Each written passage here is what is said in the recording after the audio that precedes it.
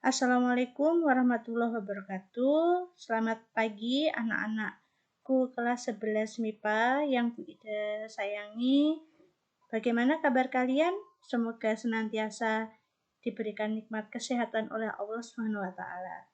Amin ya rabbal alamin.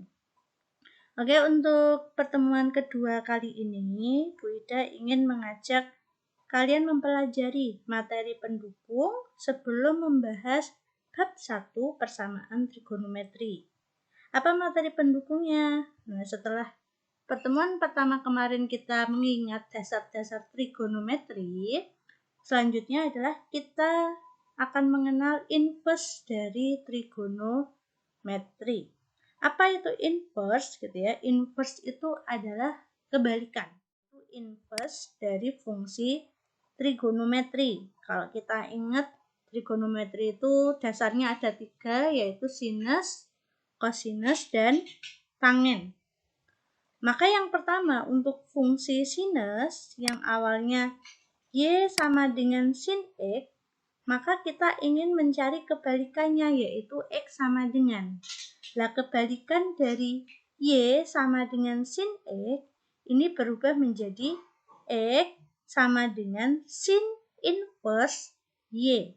Jadi di sini disimbolkan sin pangkat min 1.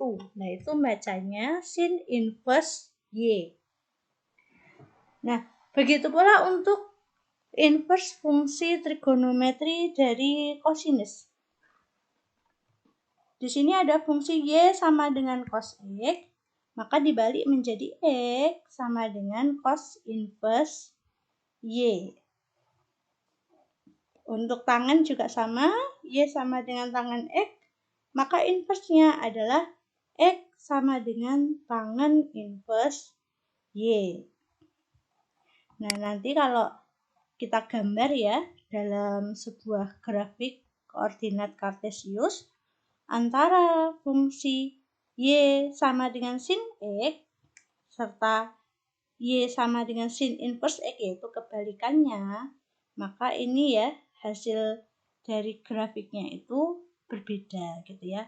Dibalik yang awalnya sumbu X ini menjadi sumbu Y ya. Nilainya untuk inverse-nya itu min 1 sampai 1. Kenapa? Karena nilai dari sin, cos, mau itu paling kecil adalah min 1, paling besar adalah 1. Nah, untuk kosinus juga sama gitu ya. Nilai dari inverse-nya itu minimal min 1, maksimal 1.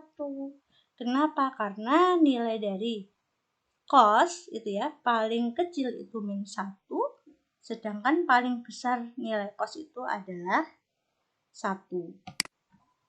Nah, ini ya grafik dari inverse fungsi kosinus. Nah, selanjutnya inverse dari fungsi tangen. Nah, ini ya. Kalau fungsi tangen, karena nilai dari ini ya grafik tangen itu tidak ada nilainya untuk tangen pi per 2 atau tangen 90 itu tidak terdefinisi. Begitu pula tangen min pi per 2 serta kelipatannya. Maka nanti nilai dari inverse-nya ini ya, ini tak terhingga gitu ya. Min tak terhingga sampai tak terhingga nilai X-nya gitu ya. Nah, ini untuk fungsi tangen. Nah, sekarang langsung contoh ya. Langsung contoh, misalkan yang paling sederhana dulu. Yang pertama, tentukan nilai sin inverse akar 2/3.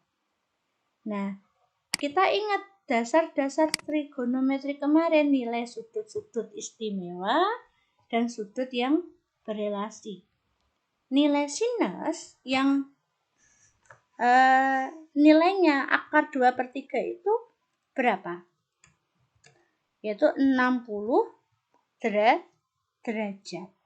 Ini di kuadran 1.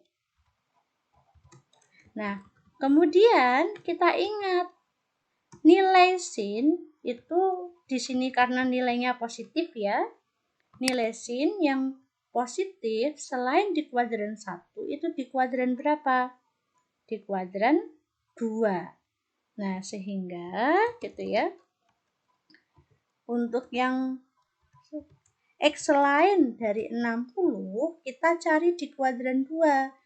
Dan di kuadran 2 kemarin bentuk relasinya bagaimana? 180 minus A. Nah, A-nya di sini kita pakai berapa? 60.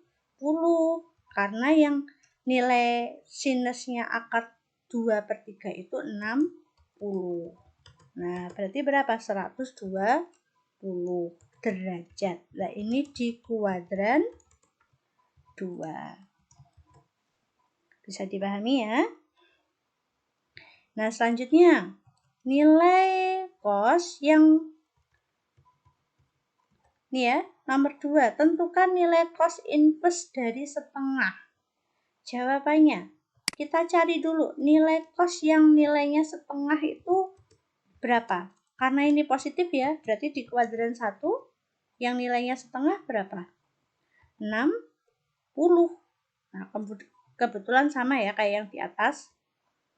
Nah, setelah itu, karena di sini setengah itu positif tandanya, kita cari nilai X yang positif, cos yang positif itu di kuadran berapa? Di kuadran 4, betul. Di kuadran 4, bentuk relasinya bagaimana? 360 minus A. Dan di sini A-nya berapa? 60. Sehingga diperoleh 300. Ini di kuadran 4. Itu ya. Oke. Lanjut. Contoh yang ketiga, nilai tangen. Nih ya, tentukan tangen inverse 1. Nah, kita cari dulu nilai tangen yang bernilai 1 itu berapa? Harus hafal ya. 45 derajat. Ini di kuadran 1. Nah, sekarang kita cari nilai lain gitu ya dari tangen inverse 1. Maka kita cari relasinya. Tangen, karena di sini 1 itu positif, tangen yang positif itu di kuadran 2. Nah, perubahan di kuadran 2 bagaimana? 180 ditambah A. Sehingga hasilnya 180 ditambah, ini ya, 45. Jadi berapa ini? 225. Bu, kalau misalkan ini ya, misalkan sudutnya ini lebih dari 360 gitu ya. Bisa saja gitu ya. Nanti tergantung yang diminta. Nah, biasanya kalau tidak ada keterangan batasan X-nya itu ya, maksudnya itu batasan sudutnya itu tidak ada batasan seperti ini, biasanya hanya sekedar antara sudut 0 sampai 360 derajat. Gitu ya. Lanjut ke contoh 2 gitu ya. Kalau contoh 2 agak rumit dikit ya. Nomor 1, sinus inverse ya, sin inverse dari min akar 2/2 atau min setengah akar 2. Berarti dari sini kita nyari dulu nilai sin yang bernilai setengah akar 2 itu berapa? 45 ya. Nah, 45. Kita tandain dulu. 45. Kemudian cek. Tandanya di sini apa? Negatif. Karena tandanya negatif, nilai sin yang negatif di mana? Maka sudut terletak di kuadran berapa? Sinus yang negatif 3 dan 4. Sehingga nanti kita peroleh X-nya di kuadran 3 itu bentuknya tadi bagaimana? 180 ditambah A. A-nya berapa? 45. Berarti 225. Ini di kuadran 3. Dan selanjutnya, nilai sin yang negatif itu di kuadran 4. Berarti bentuk relasi di kuadran 4 bagaimana tadi? 360 minus A. Berarti 360 dikurangi berapa? Dikurangi ini tadi sudutnya 45. Diperoleh berapa? 315 derajat. Ini di kuadran 4. Oke, itu ya. Nah, selanjutnya Wida bahas satu lagi. Nanti yang satunya kalian nyoba sendiri yang tangan. Nilai nomor 2, tentukan nilai cos inverse dari min 1. Maka langkah pertama, kita cari dulu nilai cos yang bernilai 1 itu berapa? Ayo berapa? 0. Ya, cos 0 itu sama dengan 1. Nah, karena tandanya cos negatif, maka sudut terletak di kuadran berapa? 2 dan 3. Nah, ini bedanya di sini ya.